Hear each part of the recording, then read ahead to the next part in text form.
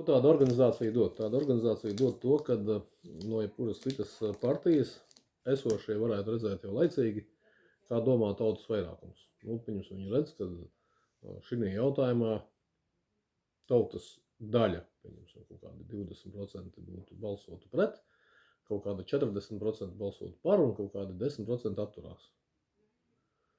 Ko tas nozīmē? Tas nozīmē to, ka tas deputāts, kas balsos par jebkādu jautājumu, viņam ir vismaz kaut kāds tāds kā katalogs, kur viņš varēs redzēt, kā domā tautas vairākums. Pašlaik nav tādas vietnes.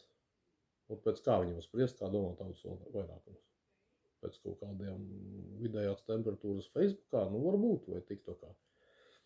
Vai kaut kādu žurnālistu viedokļu. Nē, man šķiet, ka nevar viņi tā spriest. Līdz ar to mēs tikai varam nojaust, kā domātu tautas vairākums par ļoti daudziem jautājumiem. Ja šāda lapa būtu, tad labi varētu redzēt. Pēc tam vēl tādai lapai viņai vajadzētu būt starptautiskai. Nevajag aprobežoties tikai ar Latviju vai ar Igauniju. Viņai jābūt vismaz Baltijas līmenī. Katrai saimai atsevišķa lapa par atsevišķiem jautājumiem. Tas būtu viena no lietām, bet īstenībā tas jādibina nevis tā kā partija, bet tā kā ārotbiedrība vairāk vai mazāk politiķu aizsardzībai. Jo tā nevar būt, ka tevi izslēdz no partijas tikai tāpēc, ka tu neesi lojāls partijai. Pirmkārtām, tev nav jābūt lojālam partijai, tev jābūt lojālam ir balsotājiem. Tas tie, kas tev ir ievēlējuši, tam tev jābūt lojālam. Partija tikai instruments, kur tu var realizēt savas tiesības.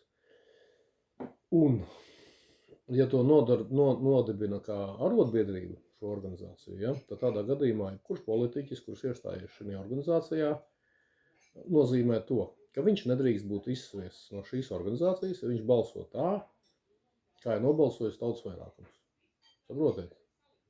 Ja pieņemsim lielākā daļa nolem stāties iekšā Stambulas konvencijā, bet tautas vairākums ir nobalsojis pret iestāšanos Stambulas konvencijā, tad tādā gadījumā tas biedrs, kurš ir nobalsojis pret iestāšanos Stambulas konvencijā, tas nozīmē to, ka viņš ir nobalsojis tieši tā, kā nobalsojis tautas vairākums, viņš nedrīkst būt izslēgts no partijas un nedrīkst tikt uzskatīts, ka viņš ir nelojāls partijai.